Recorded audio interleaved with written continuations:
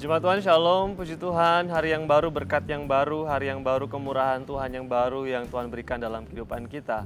Sekali lagi bersyukur karena Tuhan masih berikan kesempatan kepada kita untuk menjalani kehidupan kita di hari ini. Mari bersama-sama lagi kita mendengarkan firman Tuhan dan kiranya firman Tuhan ini menguatkan kita semua. Suatu ketika di sebuah pelayaran, sebuah kapal itu tiup oleh ombak yang begitu besar, lalu kemudian kapal itu mulai oleng. Kemudian penumpang di kapal itu mulai panik dan masing-masing mencari sesuatu yang bisa dipegang untuk nanti jadikan pelampung. Ada yang memang mendapat pelampung, ada yang mendapatkan jerigen, ada yang mendapatkan balok kayu dan berbagai macam hal yang lain yang intinya bisa menolong ketika nanti kapal itu tenggelam, mereka bisa terapung-apung di tengah-tengah lautan. Lalu kemudian ada seorang yang berlari ke belakang kapal, ke buritan kapal, lalu kemudian mengatakan kepada orang yang lain, dia mendekat ke sebuah jangkar dan mengatakan, kalian boleh pegang semua barang, kalian boleh memiliki semua barang, kalian boleh merangkul semua barang, tapi jangkar ini milik saya. Intinya adalah, saudara bisa membayangkan ketika kapal itu tenggelam, maka dia adalah orang pertama yang akan sampai ke dasar laut. Kita akan bicara tentang jangkar. Firman Tuhan di dalam Ibrani pasal 6 ayat 19 mengatakan pengharapan itu adalah sebuah sauh yang kuat dan aman bagi jiwa kita yang telah dilabuhkan sampai ke belakang tabir. Pengharapan itu adalah sauh atau jangkar. Pengharapan itu adalah jangkar yang kuat dan aman bagi jiwa kita. Pagi hari ini firman Tuhan akan kita renungkan bersama-sama dengan judul jangkar pengharapan atau sauh pengharapan.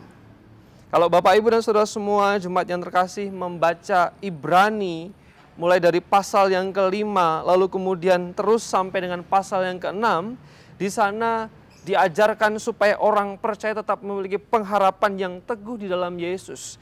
Tidak meninggalkan Yesus meskipun dalam berbagai kesulitan, dalam berbagai tantangan, tapi jangan sampai kendor imannya, jangan sampai luntur pengharapannya, tetapi terus berpengharapan di dalam Kristus karena pengharapan itu seperti jangkar, seperti sauh yang kuat. Ketika sauh itu dibuang ke dasar laut, maka perahu itu tidak akan terombang-ambing kemana-mana.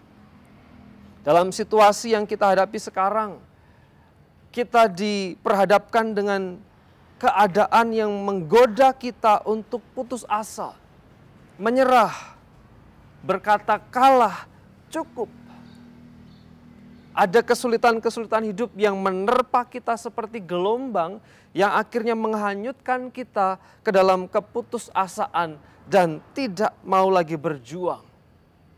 Kita digoda, kita ditantang olehnya. Tetapi firman Tuhan katakan ketika ada pengharapan, maka pengharapan itu akan menjadi sauh, menjadi jangkar yang kuat yang akan membuat kita tetap di sana dan tidak kehilangan iman kita.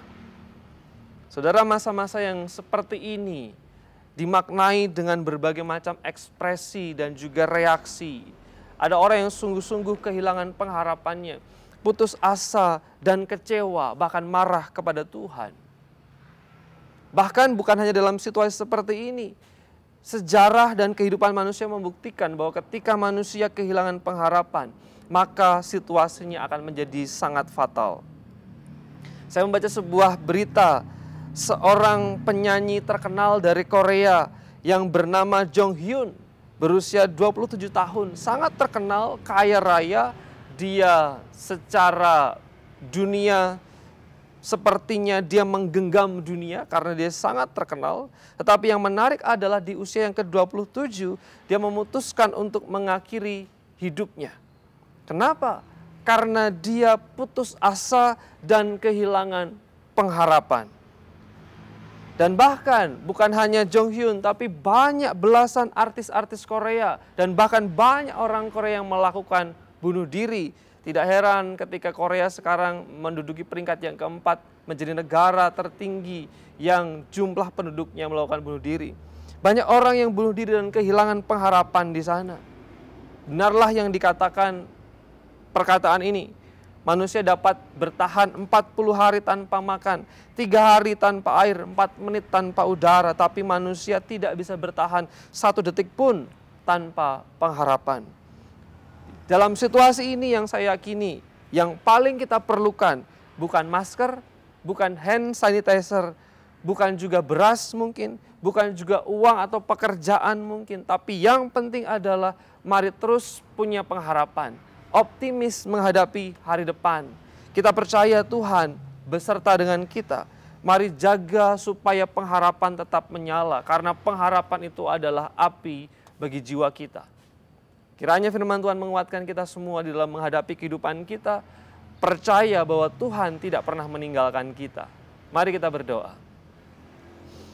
Bapa di surga, terima kasih untuk firman yang kami dengar di pagi hari ini. Sekali lagi tolonglah kami supaya kami terus punya pengharapan kepada Kristus dan percaya Tuhan beserta dengan kami dan tidak pernah meninggalkan kami. Anugerah, kemurahan dan berkat Tuhan kiranya beserta dengan kami semua dalam setiap tanggung jawab yang Tuhan percayakan kepada kami. Dalam nama Yesus kami berdoa. Amin. Puji Tuhan, Tuhan Yesus memberkati kita semua. Shalom.